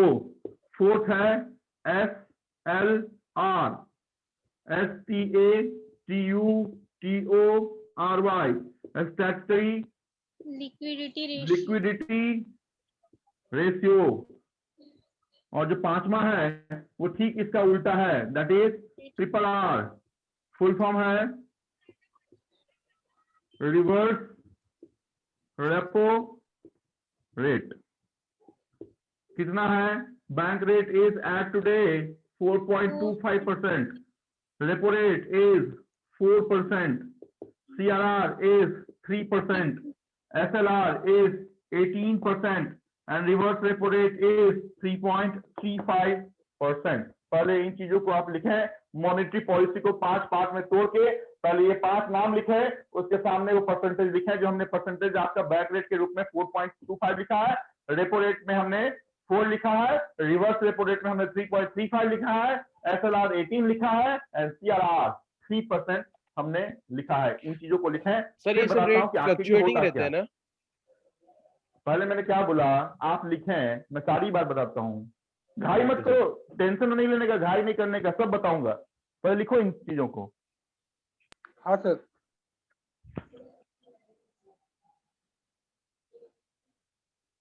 और जब हो जाए तो आप में से कोई बोले कि सर डन। डन। अरे तुम तो यार सर डन।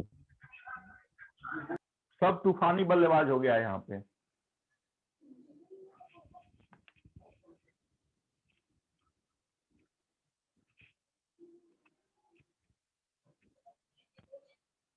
एक मिनट सर बाकी है।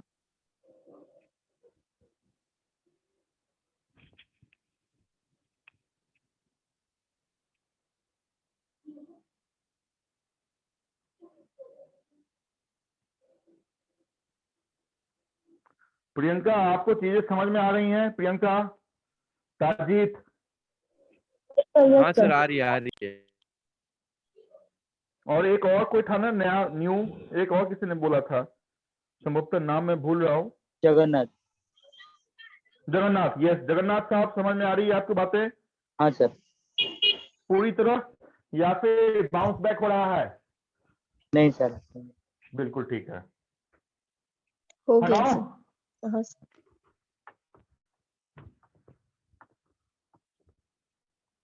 आखिर ये रेट हैं क्या?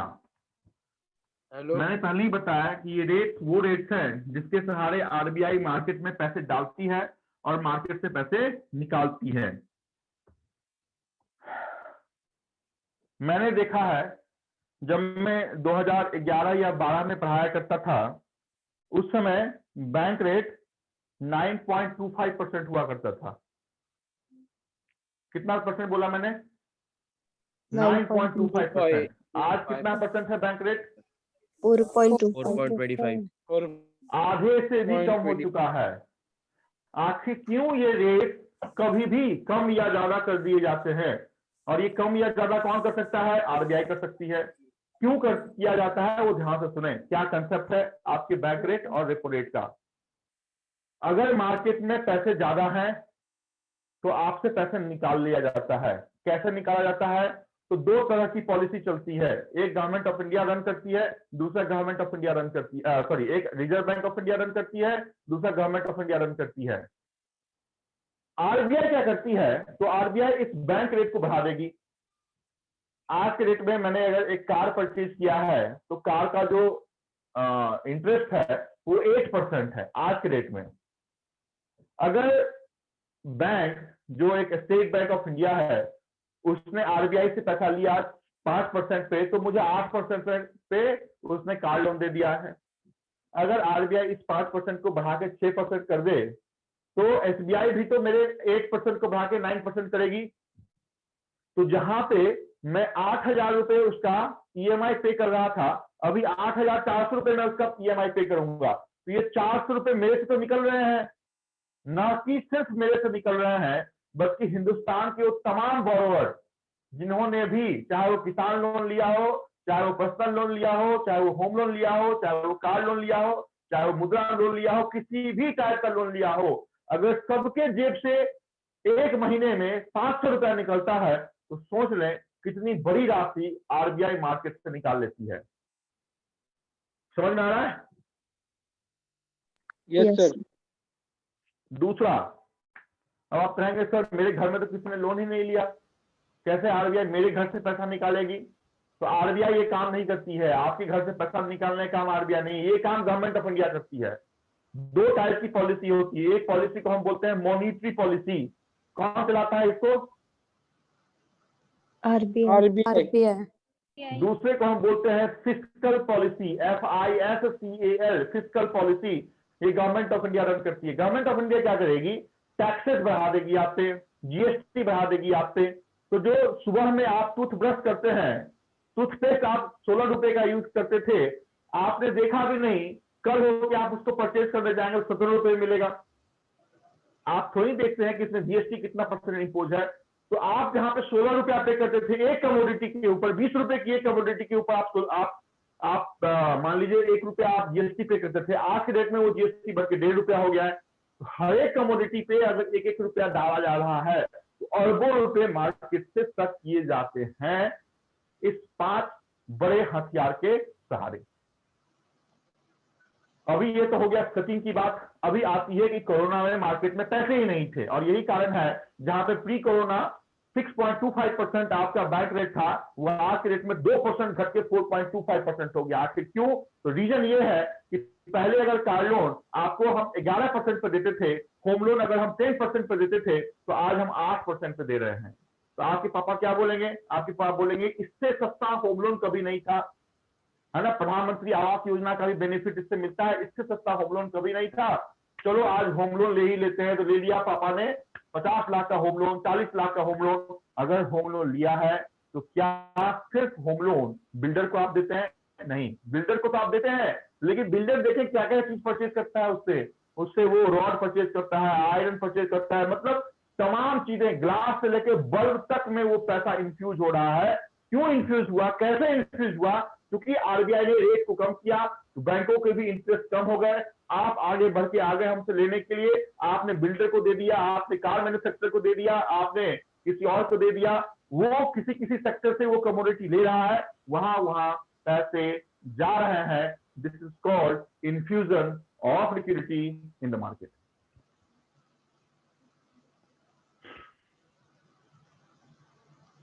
हो गया क्या? नहीं सर। नो सर, मतलब वाइसा नहीं सर। वर्सा ये कनेक्टेड रहता है यहाँ वहां से। बिल्कुल। जो भी स्टेप मतलब मतलब RBI उठा रही है एक उस वक्त समझ के ले रही है बराबर। ये कंसेप्ट एक समझ में आ रहा है दूसरे कि क्यों बढ़ता है या घटता है? हाँ सर, एकदम क्लियर समझ में आया, अच्छे से समझा दिया आपने। हाँ सर। अभी सिर्फ सुने क्या बोल रहा हूँ। बैंक रेट और सर क्या वो होता है?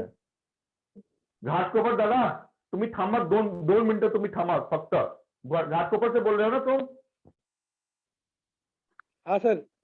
हाँ, थोड़ा सा 2 मिनट रुक जा भाई, थोड़ा सा तू पानी उनी पियो, तब तक मैं ये खत्म कर देता हूँ, फिर तमाम क्वेश्चन आप पूछना। बैंक रेट क्या होता है? बिल्कुल साधारण से परिभाषा में आप समझें कि बैंक रेट क्या होता है। डेफिनेशन की बात हम आपके बोर्ड पे करेंगे। जिस रेट पे State Bank of India Reserve Bank of India से लोन लेगी, that is called bank rate. सीधी सी बात है, कोई उसमें रॉकेट साइंस नहीं है। मुझे होम लोन चाहिए, मैं SBI से लेता हूं तो मैं बोलता हूं कि इतना हमारा इंटरेस्ट है।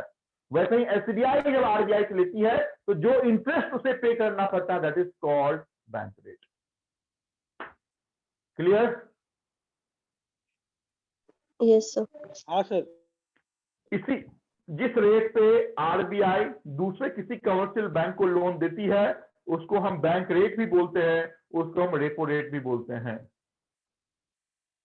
कहेंगे सर अगर ये दोनों रेट एक ही होते तो फिर दोनों नाम के अलग अलग का प्रावधान ही नहीं होना चाहिए। करेक्ट। अंतर सिर्फ इतना है कि स्टेट बैंक ऑफ इंडिया ने अगर 1 करोड़ रुपए का loan reserve Bank of India से लिया है और 90 दिनों के अंदर उसका रिपेमेंट कर दिया उसने RBI को। फिर से बोलता हूं, अगर SBI ने विदिन 90 डेज वो रिपेमेंट RBI को कर दिया है, जो इंटरेस्ट SBI को देना पड़ेगा वो आपका 4% होगा।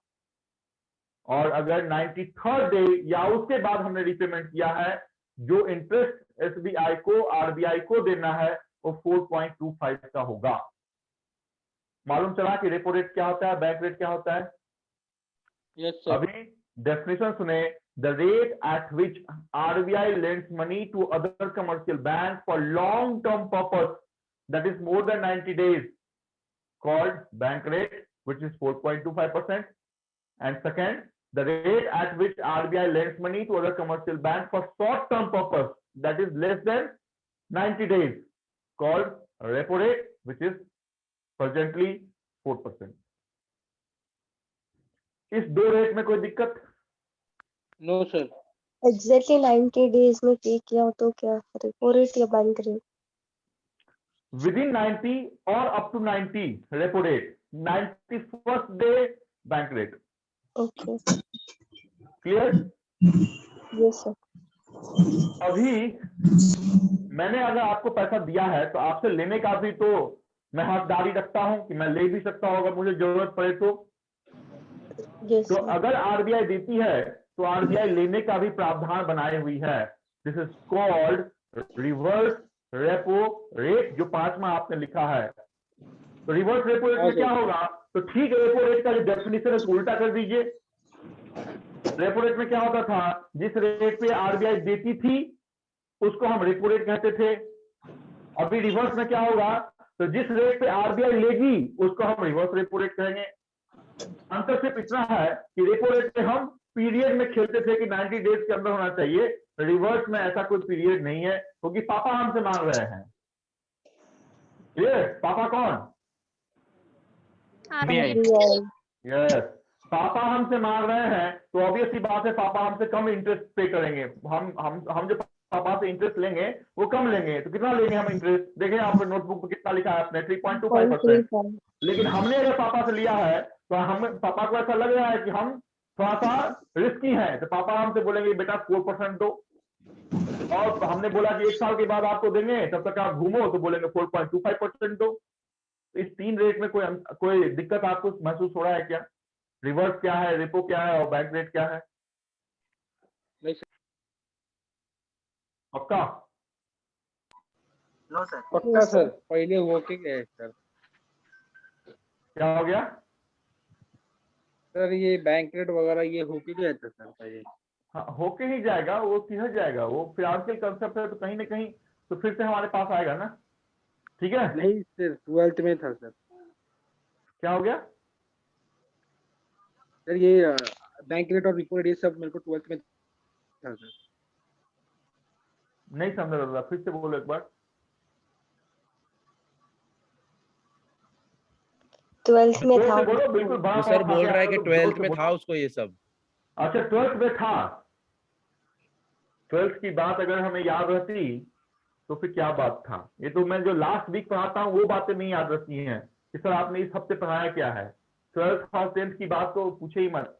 SLR, that is statutory liquidity ratio. जब बैंक लाइसेंस देती है, आरबीआई लाइसेंस देती है, तो उसके पास कुछ लिक्विडिटी हमें जमा करना होता है, that is called CRR। Clear? फिर से बोल रहा हूं, जब बैंक लाइसेंस देती है तो उसी समय अगर 100 करोड़ रुपए एसबीआई का अपना कैपिटल है तो 100 करोड़ का 3 करोड़ आरबीआई के पास कैश के रूप में जमा करना पड़ेगा, जिसे हम CRR के नाम से जानते हैं। और फुल फॉर्म में ही लिखा हुआ है कि वो जो लिक्विडिटी होनी चाहिए वो सिर्फ कैश की होनी चाहिए, ना कि ट्रेजरी बिल, ना कि कोई और डिपॉजिट, ना कि कोई और भी डॉक्यूमेंट आप जमा कर रहे हैं कि हमारा इन्वेस्टमेंट पेपर है। Only and only in the form of cash. Clear? अभी आप देखें, अभी आप जूम पे आप पढ़ रहे हैं तो आपने पैसा तो फोकस को जमा किया होगा, है कि नहीं? हाँ sir. That is called CRR। जो पैसा एक बैंक आरबीआई के पास कैश के रूप में जमा करती है उसको हम CRR कहते हैं। और ये पैसा हमेशा कैश के फॉर्म में ही होगा, किसी और अदर लिक्विडिटी के फॉर्म में नहीं हो सकता है। आज की डेट में ये 3% है। और सिमिलरली SLR वो कंसेप्ट है जो पैसा एक बैंक अपने ही पास 24/7 जमा रखेगी, उसको मार्केट में किसी भी कंडीशन में हम लोन के रूप में नहीं दे सकते हैं। इसको बहुत सरल भाषा में ये बताना मैं चाहूंगा कि अगर 100 करोड़ रुपए एसबीआई की अपनी पूंजी है तो 100 करोड़ में 3 करोड़ रुपया रहेगा आरबीआई के पास, और 18 करोड़ रुपया, क्यों मैंने बोला 18 करोड़ रुपया? 18% रेट वाला। 18% है। 18 करोड़ रुपया एसबीआई अपने पास हमेशा रखेगी। उस 18 करोड़ को मार्केट में हम लोन के रूप में घुमा नहीं सकते हैं। तो 18 और 3 कितने हो गए? 21। मतलब पूरे एसेट्स का पूरी अपनी प्रोडक्ट का 21% हमेशा सेव रहता है। बाकी के जो बच गए वो आपके लोन के रूप में चलेंगे, है ना, इन्वेस्टमेंट चलेगा, कैपिटल मार्केट में चलेगा, म्यूचुअल फंड में चलेगा, इक्विटी में चलेगा, वो कहीं भी रोटेट कर सकती है स्टेट बैंक ऑफ इंडिया। बस उस 18 करोड़ को टच नहीं कर सकती है, और वो 3 करोड़ तो पप्पा के पास जमा है वहां भी टच नहीं कर सकती है। This is called SLR and CRR। CRR is the investment, CRR is the rate of interest. CRR is the fixed type of liquidity which a commercial bank kept with RBI in the form of cash. SLR is the rate which all banks kept reserved with himself always. ये है आपकी 5 concept. इस concept को आपको लिखना है और आज की क्लास की समाप्ति करेंगे। पहला है बैंक रेट। क्या लिखेंगे? The rate at which RBI lends money to other commercial bank for long term purpose called BR। कितना है? 4.25% रेपो रेट, शॉर्ट टर्म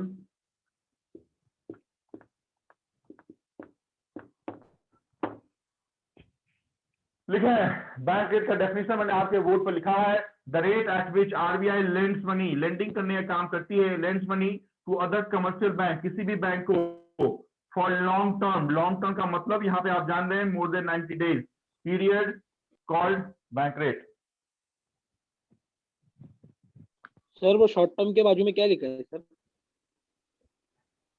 बोलिए दादा, किधर?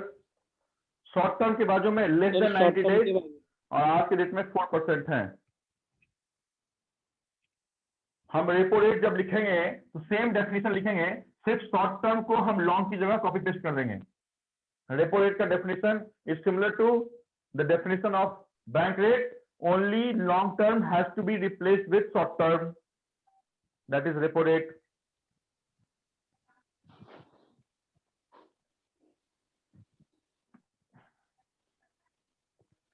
हटाओ। Yes sir. Yes. हाँ सर। अभी थर्ड क्या लिखना सर है? तो लिखेंगे, वर्ल्ड पेंडेमिक के बाद क्या बोला? सर बोलो सर बोलो ना। वर्ल्ड पेंडेमिक के बाद बैंक के जो रेट होते हैं वो कम या ज्यादा होते हैं ना? वन पेंडेमिक, तो सर के बाद बैंक रेट से वो कम, वर्ल्ड पेंडेमिक मतलब सर जो अभी कोरोना वायरस है वैसा अगर आ जाए तो उस बैंक के rate.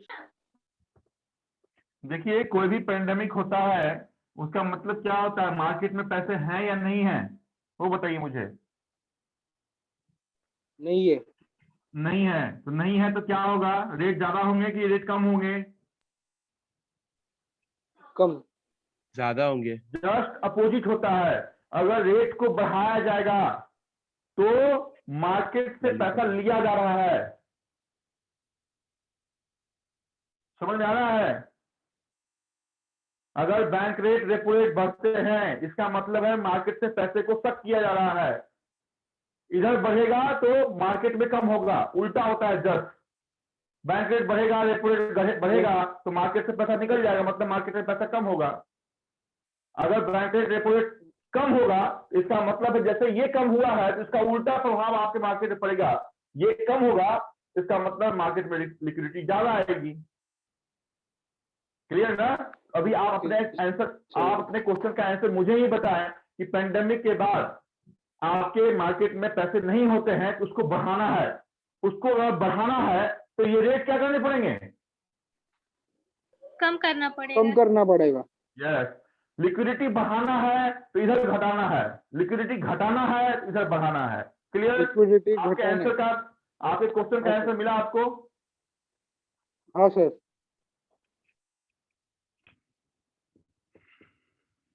the rate at which RBI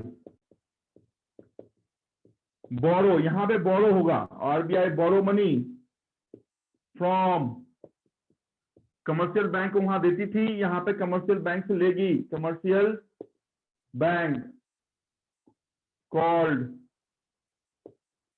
reverse repo rate 3.35%। कुछ नहीं है, रेपो रेट की तरह ही है, वहां पे आरबीआई ले रही थी, दे रही थी, यहाँ पे आरबीआई लेगी, बोरो करेगी, तो यहाँ पे सिर्फ बोरो की बात है, क्योंकि यहाँ पर रिवर्स लिखा हुआ है।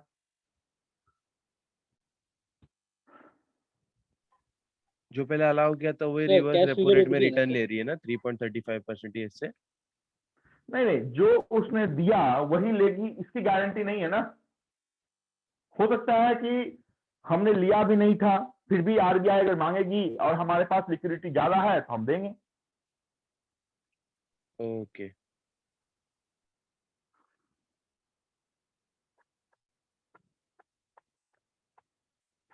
चलूं आगे?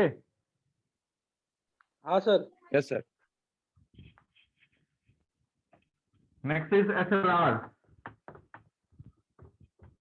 एसएलआर नहीं, सीआरआर पहले लिखते हैं। सीआरआर फुल फॉर्म आपने लिखा है, percentage of total asset, percentage of total asset which commercial bank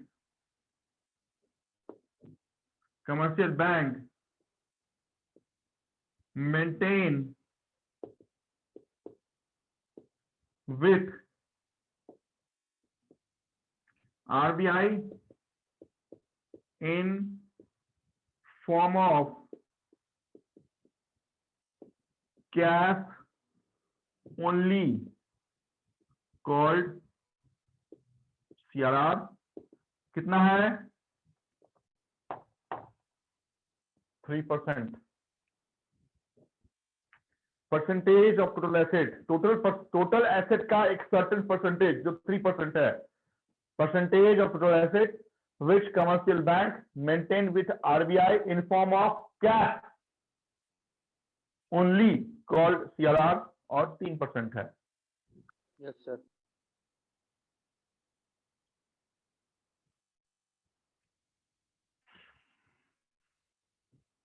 CRR बढ़ेगा तो क्या होगा भाई?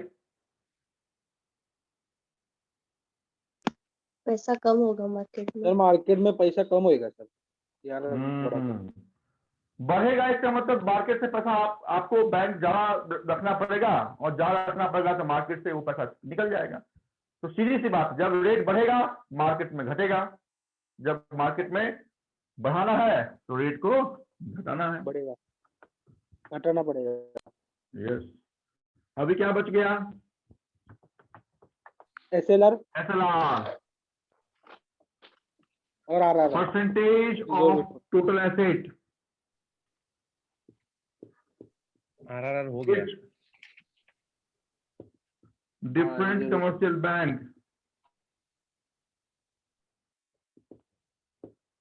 Bank maintain with itself in any form of liquidity। देखिए ये itself की जगह वहां आरबीआई था, एनी फॉर्म की जगह वहां पर कैश था। Any form of liquidity, any form of liquidity का मतलब है गोल्ड भी चलेगा, ट्रेजरी बिल भी चलेगा, कमर्शियल पेपर भी चलेगा, कैश ये रहे इसकी बात की गारंटी नहीं है। In any form of liquidity called SLR. कितना परसेंट? 18%। ये रेट इतना ज्यादा क्यों है सर? हाँ, very good question, very good question. बताता हूं, ये जो नाम मैं लिख रहा हूं, ये नाम सुना लगता है या अजूबा लगता है? सर ये आया सुना हुआ है सर, ये जय विष्णु ना पांडे। नोट पे जिसका साइन है वो उसका नाम है सर। हमारे Financial फंक्शन में secretary। हमारे फंक्शन एक मिनट हमारे फंक्शन में एक पॉइंट छूट गया था जो हमारी 10th फंक्शन होती वो था printing of all types of currency except 1 rupees note. तो संभवतः मुझे भी याद नहीं रहा, इस कारण से वहां पर छूट गया। तो SLR को लिखने से पहले I request all of you to please pen down the 10th function of Reserve Bank of India, that is printing of all types of currency except 1 rupees note. और वहां पे आप लिखेंगे 1 rupees note sign by finance secretary, और इस finance secretary का नाम मैंने आपके बोर्ड पे लिखा है। पहले इसको लिख लें, फिर SLR का डेफिनेशन और 18% की बात हम लिखेंगे। 10th फंक्शन में लिख लें printing of all types of currency except 1 rupees note, और उसके बाद लिखें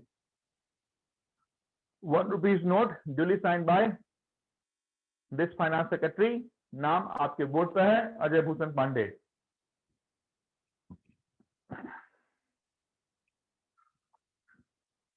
SLR का आप लिख लें टोटल एसेट का वो सर्टेन परसेंटेज जो एक कमर्शियल बैंक हमेशा खुद के पास रखेगी, किसी भी लिक्विडिटी के फॉर्म में हो सकता है, उसको हम SLR कहते हैं।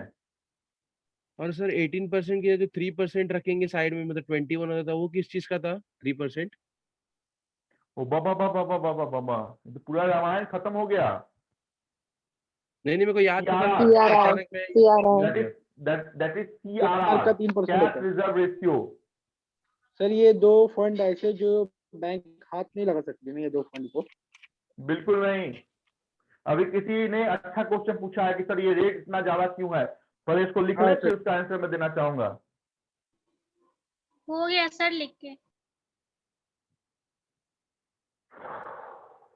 क्योंकि सर मार्केट में Done? लिक्विडिटी ज्यादा है ना sir. Done. Yes Yes sir। अभी मेरे को बताइए कि मेरे पास, मैं जब से बैंक जॉब में हूं उस समय से लेके आज तक सपोज मैंने जितना भी कमाया उसका 1 रुपया भी मैंने सेविंग नहीं किया। मेरा एक फ्रेंड था जो मेरे साथ SBI में लगा था 2010 में। उसने क्या किया है, जितना भी कमाया उसने बाकी के सारे काम किए हैं, मैंने भी बाकी के सारे काम किए, घर खरीदा, ये खरीदा, वो खरीदा, लेकिन मेरे पास लिक्विडिटी नहीं है। कल हो के मेरे परिवार में कुछ अगर हो गया, खुदा न खासा एक्सीडेंट अगर हो गए, तो मेरे को ये 1 लाख रुपए किसी से मांगने पड़ेंगे। और मेरा एक फ्रेंड है जिसने घर तो खरीदा, लेकिन वो मेरी तरह इतना रईसी वाला नहीं था, उसने गाड़ी नहीं खरीदा, लेकिन उसके बैंक में 10 लाख रुपए जमा है। हम दोनों में से लिक्विडिटी पावर किसके पास ज्यादा है? आपके फ्रेंड के पास। 10 लाख के पास। 10 लाख वाले फ्रेंड के पास। उसके पास है। मैंने भले ही एसेट बनाया हो, लेकिन अगर कल हो के अगर मेरे घर में जरूरत पड़ती है तो क्या मैं वो कल वो गाड़ी बेच सकता हूँ क्या? नहीं sir. Not possible. Liquidity madam, available नहीं है। किसी ने क्वेश्चन पूछा था ये रेट इतना ज्यादा क्यों है, उनका हाँ आंसर सर। इस एग्जाम्पल में आपको दिखता है। हाँ सर दिख रहा है सर। क्यों है? जितना ज्यादा सिक्योरिटी हमारे पास रहेगी हम उतना ज्यादा स्ट्रांग रहेंगे। आखिर बैंक जो होम लोन देती है तो क्यों सिक्योरिटी लेती है, मॉर्गेज लेती है?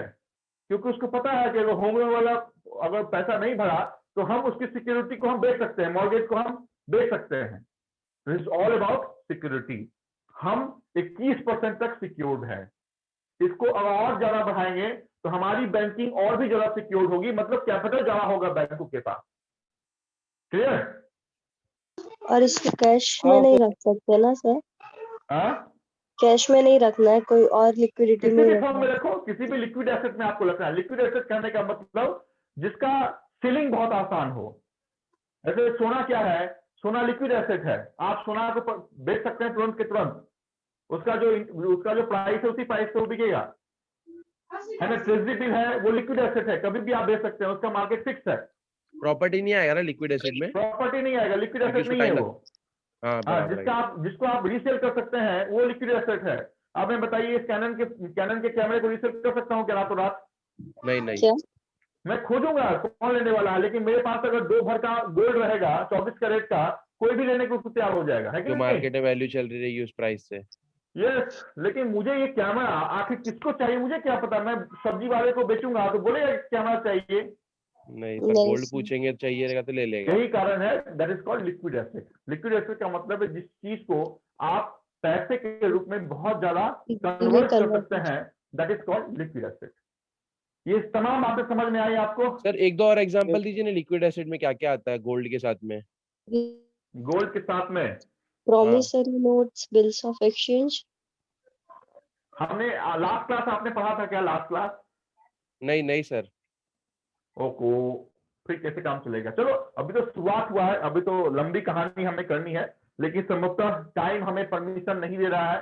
7:30 से ऊपर का टाइम हो गया है, किसी को भूख लग गया होगा, चाय पीने की उनकी इच्छा कर रही हुई। नेक्स्ट क्लास में इस चीज को हम आगे लिए चलेंगे और नेक्स्ट क्लास में हम किसी नेक्स्ट टॉपिक को कवर अप करने की काम करेंगे। तब तक आपके पास अगर क्वेश्चन बन रहा है तो आप उसको पेन डाउन कर लीजिए और नेक्स्ट क्लास में आप मेरे से पूछ सकते हैं। क्लियर? यहीं तक मैं आपकी क्लास को रखना चाहूंगा। जितनी बात मैंने आपको बताई है उन चीजों को सैटरडे को आप एटलीस्ट देखें, तो ही संडे को मेरे क्लास में आपको सिलसिलेवार ढंग से पढ़ने में मजा आएगा। अदरवाइज मैं रैंडमली जब पूछूंगा तो या तो माइक ऑफ रखेंगे या फिर 10 मिनट के बाद क्लास को ज्वाइन करेंगे, और फिर उस कंडीशन में कॉन्फिडेंस बढ़ेगा नहीं, तो फिर इस क्लास का कोई एडवांटेज है नहीं। फिर आसानी से लाइव क्लास की जगह आप यूट्यूब पे, चाहे वो लर्न बियॉन्ड का यूट्यूब हो या फोकस का यूट्यूब हो, आप उस पर जाके आसानी से देख सकते हैं। इस तरह से मेरे क्लास में वैसे स्टूडेंट को मन लगेगा जो स्टूडेंट सैटरडे या फिर संडे को एटलीस्ट 1 घंटे उस बुक को देखते हैं कि हमें प्रीवियस क्या क्या पढ़ा है। आपके साथ इतनी ही बात आज के लिए मैं करूंगा, यहीं पे स्टॉप करता हूँ। सभा समाप्ति की घोषणा आपके साथ करता हूँ। Thank you sir, thank you. Good night. Good night, bye. Thank you sir, thank Bye, you. sir.